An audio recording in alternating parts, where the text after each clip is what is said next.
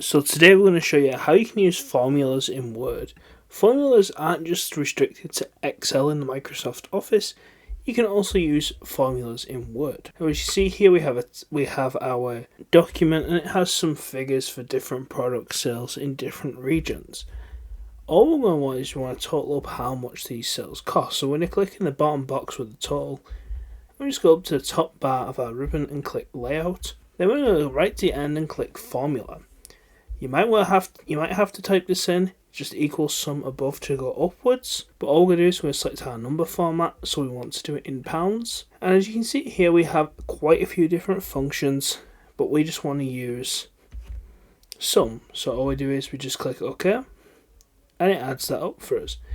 If we do it again in the next one, just simply click on formula again, and as you can see, we have our format in. You might have to click the number format each time. As you can see here in the middle one, it didn't actually put in the commas, but we can do that and go back and change that by simply clicking that. If we look, we can also do like an average.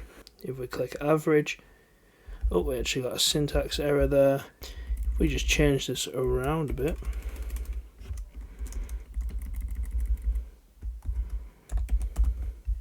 as you can see, there is how you do an average. If we go like that, it's also how you would do it for the other functions as well. You just click that option, then just type in how you would want the formula to work, like how it would work in a program like Excel. That's how you do formulas in Word.